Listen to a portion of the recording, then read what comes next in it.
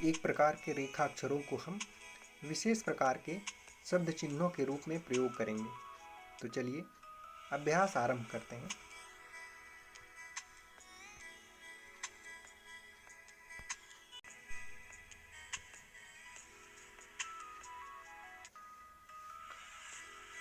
शब्द चिन्ह। दिए गए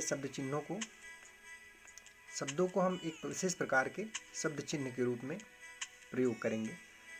जैसे दोस्तों, रेखा से ऊपर अगर हम छोटा वृत्त बनाएंगे तो उसको सब या सिवाय पढ़ेंगे, और यही छोटा वृत्त अगर रेखा पर बनाएंगे तो उसे सा, सी या से पढ़ेंगे।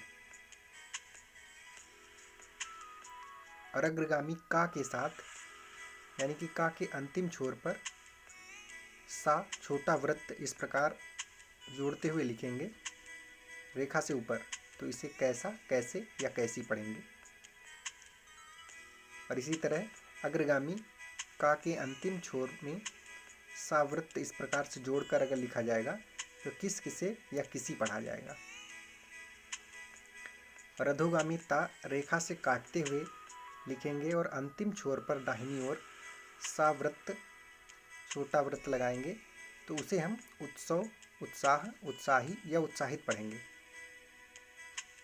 और अग्रगामी का में प्रारंभिक छोर पर ऊपर की ओर अगर हम सा वृत्त रूप में लगाते हैं तो इस चिन्ह को हम मुश्किल या शक के लिए प्रयोग करेंगे। इस प्रकार आप देख सकते हैं, अग्रगामी का के प्रारंभिक सिरे पर ऊपर की ओर सा वृत्त के लिए ये शब्द पढ़ा जाएगा।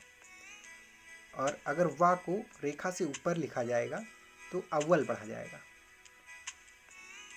वा को रेखा पर लिखेंगे तो वह या वे पढ़ेंगे। और अगर वा को रेखा से काटते हुए लिखेंगे, यानी नीचे से ऊपर की ओर रेखा से काटते हुए लिखेंगे, तो वही विद्यार्थी या विद्या पढ़ा जाएगा।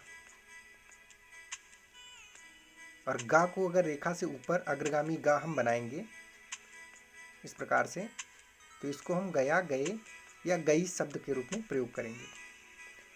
और यह अग्रगामी गा अगर रेखा पर लिखा जाएगा तो लोग या लोगों पढ़ा जाएगा। तो इस प्रकार हम इन शब्द चिन्हों के रूप में प्रयोग करेंगे। ये आप देख सकते हैं, इस प्रकार से शब्दों को विशेष प्रकार के शब्द चिन्हों के रूप में प्रयोग किया गया है। तो दोस्तों, इस प्रकार आगे हम एक विशेष प्रकार शब्द चिन्हों के रूप में प्रयोग करेंगे। और गृह कार्य के रूप में ये अभ्यास आपको दिया जा रहा है। अभ्यास 2, दिए गए गृह कार्य को सर्वप्रथम हल करने का प्रयास करें। यदि अभ्यास को रेखाक्षरों में रूपांतरित करने में कोई समस्या आ रही हो तो आप हमारे YouTube चैनल को फॉलो करें। दोस्तों, गांधी जी आज भी याद किए जाते हैं क्योंकि वे किसी काम को पूरा किए बिना आराम नहीं करते थे।